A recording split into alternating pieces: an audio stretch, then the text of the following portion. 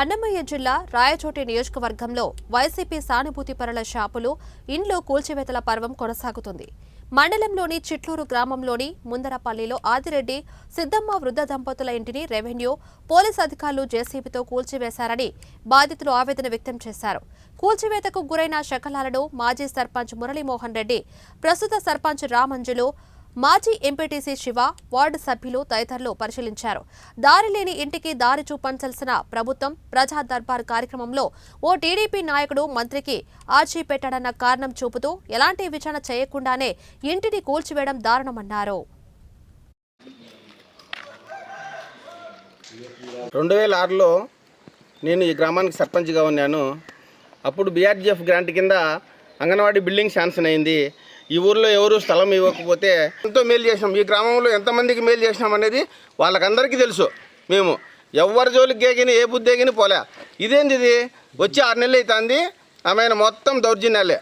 ఎప్పుడైనా మాగడి చేత ఇండ్లు కూల్చేదానికి అయింది.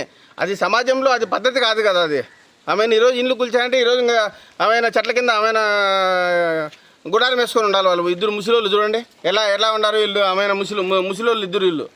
ఆమె వాళ్ళిద్దరిని చూస్తే ఆమె అందరూ కళ్ళల్లో నీళ్లు కాడుతాయి. మీకు ఏదన్నా కోపతాపాలు ఉంటే ఒకరు చూసుకోండి, కానీ ఇండ్లు పడగొట్టేది ఏంది ఇది? ఎప్పుడు చరిత్రలోనే ఇట్లాంటి జరగలేదు. ఆమె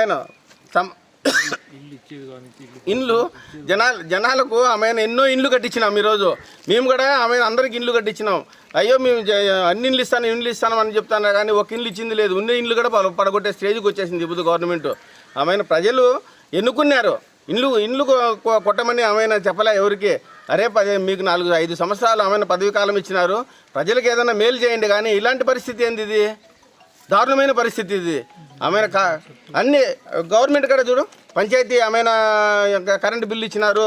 ఆమె పంచాయతీ కాలము ఈ పొద్దు మీ గవర్నమెంట్ ఉంటుంది, రేపు మా గవర్నమెంట్ కూడా ఉంటుంది, వస్తుంది. మళ్ళీ రొటేషన్ అవుతుంది. తప్పకుండా మూల్యం చెల్లించుకోవాల్సి వస్తుంది. ఖచ్చితంగా మీరు జాగ్రత్తగా ఆమెను బిహేవ్ చేయండి. ప్రజలను ఆమె మనకు ఓట్లు వేసిన దానికి మనం ఖచ్చితంగా వాళ్లకు న్యాయం చేసేటట్టు చూడాలి. ఇలాంటి దౌర్భాగ్య పరిస్థితి తీసుకురావద్దు. ఇండ్లు కొట్టడం అంట, వాళ్ళ మీద దౌర్జన్యం పోవడం అంట, ఇలాంటివన్నీ మానుకొని ప్రజలకు మేలు చేసే ఆమెను ఇచ్చేయండి. 5 సంవత్సరాలు ఆమెను మా ఎమ్మెల్యే కూడా 4 పర్యాయాలు